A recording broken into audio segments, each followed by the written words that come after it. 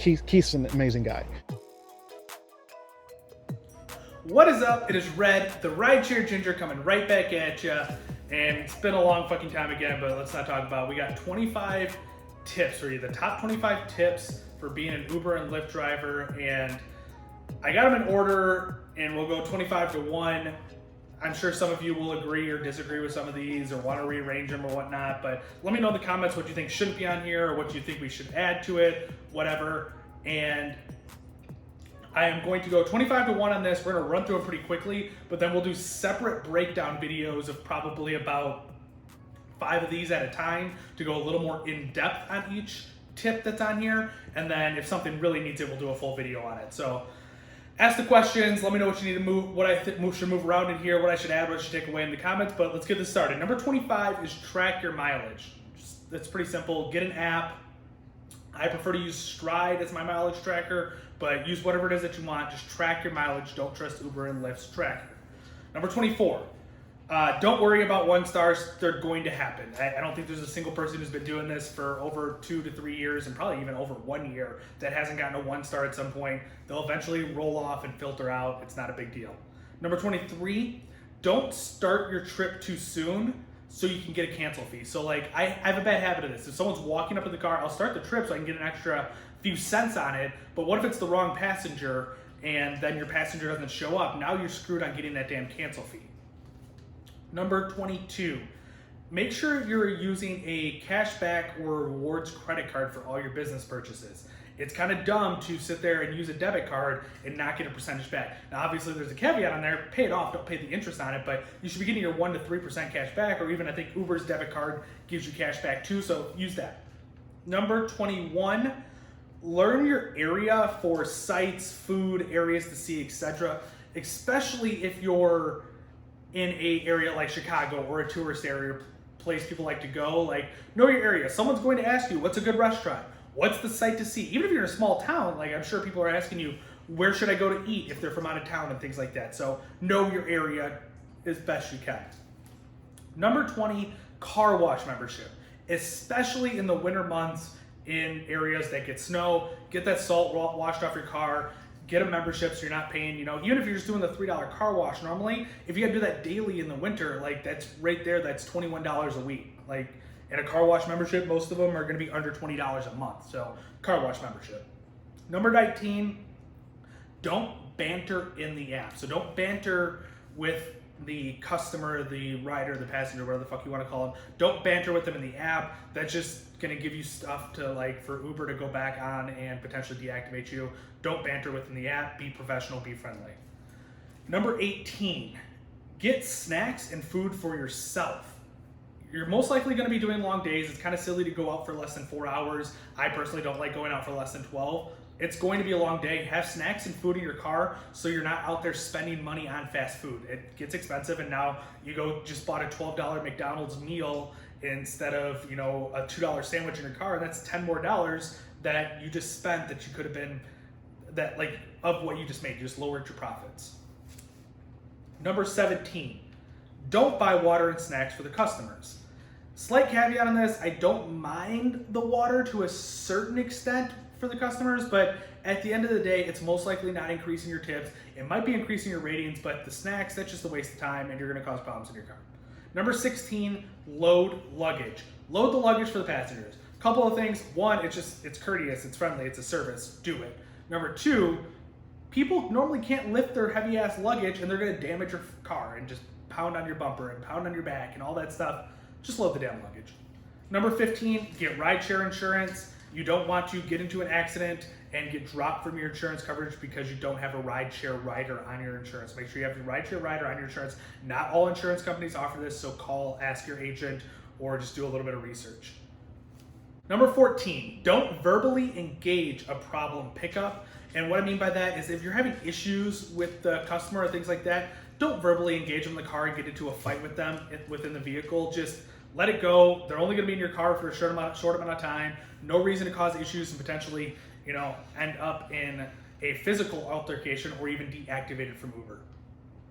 Number 13, provide chargers. Super simple. the chargers that I buy, I get a 2-pack for $10. They normally last me anywhere for about like 6 to 10 months before they start wearing out and going bad. And it's for $10. Customers are gonna appreciate it. Hook them up in your backseat, super easy. Number 12, puke bags. I've needed them about 3 times over the course of 2.5 years. They're not super necessary, but if you're working nights and evenings, like and the weekends, you definitely need to get puke bags. You still want someone puking in your car. Yeah, it's a $150 fee, but it ends your night, it ruins your night. Get some puke bags. It's gonna save you a little bit of time, effort, and money in the long run. Number 11, know when to turn the app off. So there's certain times where it just makes sense to not always have the app running. Like if you end up in an area where you don't want to ride out of, like it's a bad area, turn the app off. If there's surge close to you, turn the app off. If you're getting close to out of city time, turn the app off. There's a lot of reasons to turn the app off. Just know when to. Number 10, know your city patterns. So like Chicago, know when the traffic's gonna start in the morning. You know, it's roughly about 7 a.m., 6:30-ish, and it'll last until about 10:30.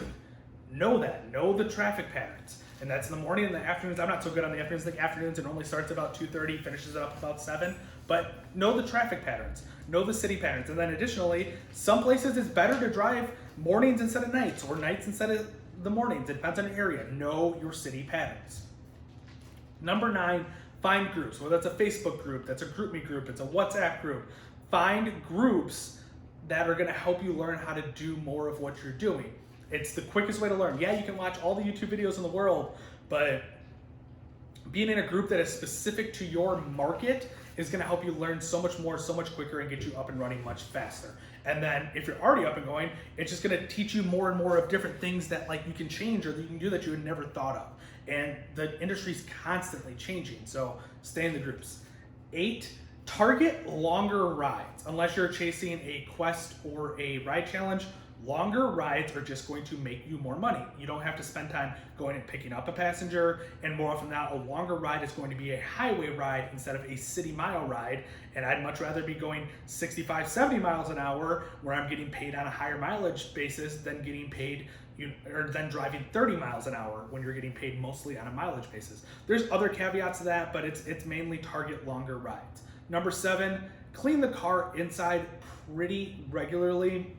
It's pretty simple to go vacuum it out, find a free vacuum place to do it, or buy a little shop vac to do it yourself, or whatever the hell those things are called, the Dirt Devil little handheld things.